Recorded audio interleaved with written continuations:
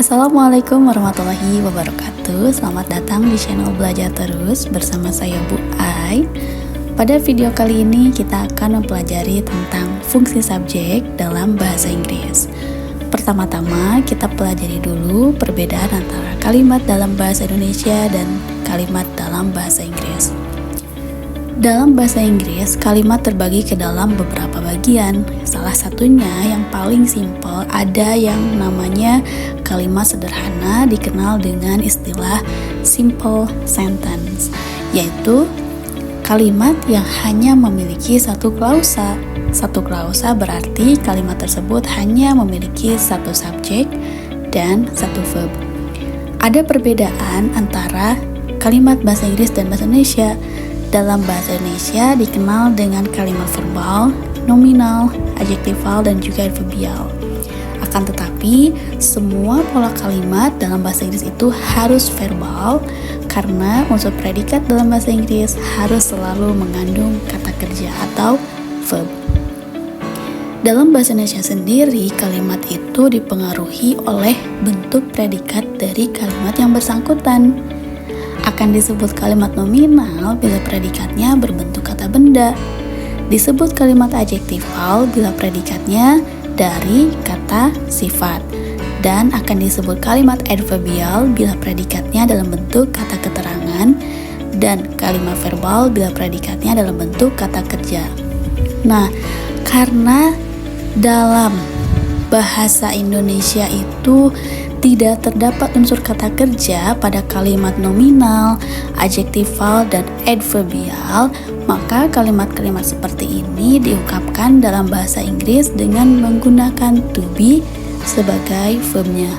Nah, apabila kita menemukan ada rangkaian kata yang tidak memiliki unsur verb, maka itu disebut phrase atau fragmen, bukan kalimat atau sentence. Sekarang mari kita perhatikan, di sini sudah ada dua kalimat. Kalimat pertama, Irwan came here yesterday. Kalimat kedua, the books are on the table. Nah, bila kita analisis dalam kalimat pertama, itu hanya ada satu subjek dan satu verb. Dan kalimat ini dikenal dengan istilah simple sentence. Yang mana ya subjeknya? Iya, subjeknya adalah Irwan, yang mana Irwan itu adalah nama orang, dikenal dengan istilah person. Kalimat kedua, the books are on the table. Sama, ini pun termasuk jenis simple sentence, hanya ada satu klausa, yaitu hanya ada satu subjek dan satu verb. Subjeknya yang mana ya? Iya, subjeknya adalah the books, bukan hanya books saja, tapi the books.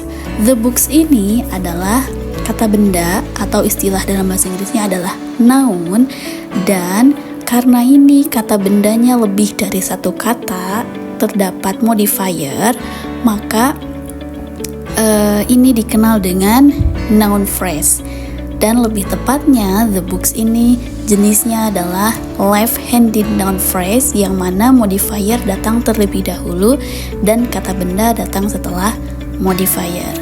Jadi, dari dua contoh ini bisa kita simpulkan.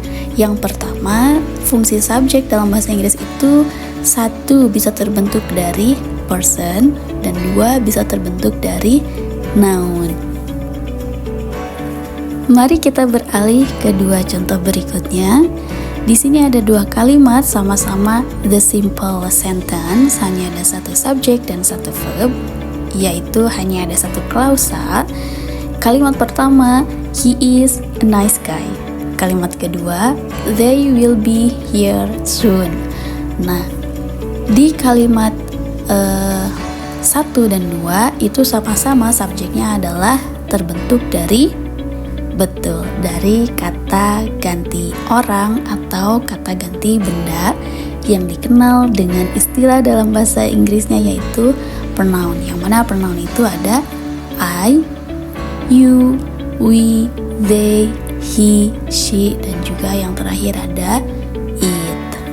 Jadi kesimpulan dari contoh tipe yang kedua adalah bahwa fungsi subjek dalam bahasa Inggris bisa terbentuk dari pronoun, yaitu kata ganti orang atau kata ganti benda.